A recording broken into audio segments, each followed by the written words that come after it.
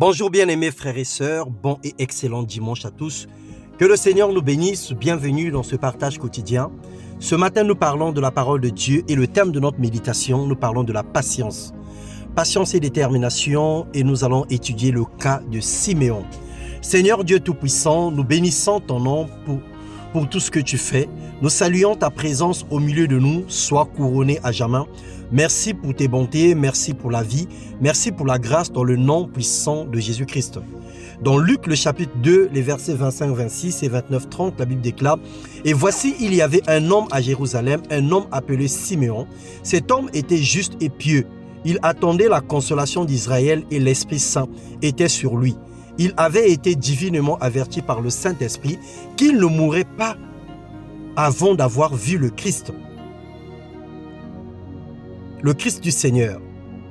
Il le reçut dans ses bras, bénit Dieu et dit « Maintenant, Seigneur, tu laisses ton serviteur s'en aller en paix, selon ta parole, car mes yeux ont vu ton salut. » Bien-aimé dans le Seigneur, Siméon était un homme mentionné une seule fois dans la Bible. Mais il fut un modèle dans la patience et la persévérance, dans la détermination. Il n'a pas renoncé à croire, il n'a pas cessé d'espérer. Il a attendu la consolation d'Israël, il fut exaucé et son vœu a été réalisé.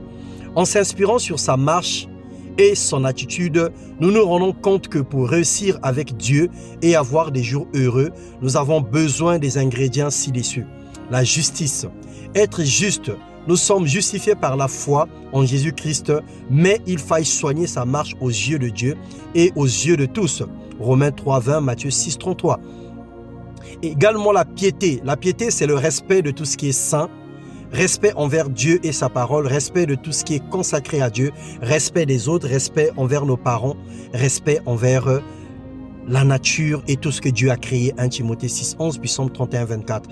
Et la plénitude du Saint-Esprit, être rempli ou aspirer à la plénitude, car sans le Saint-Esprit, nous ne pouvons rien faire.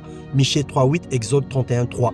Marcher ainsi fera de nous des fervents chrétiens et des personnes patientes et déterminées dans la foi.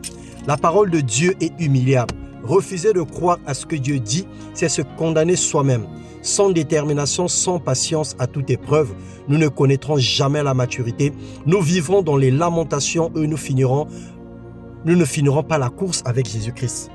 Bien-aimés dans le Seigneur, que Dieu nous donne la patience et la capacité de croire de façon correcte dans le nom puissant de Jésus-Christ, à persévérer jusqu'au résultat, à ne pas renoncer à nos rêves, à ne pas laisser les circonstances ou des situations nous envahir et nous éloigner de la promesse que le Seigneur a faite.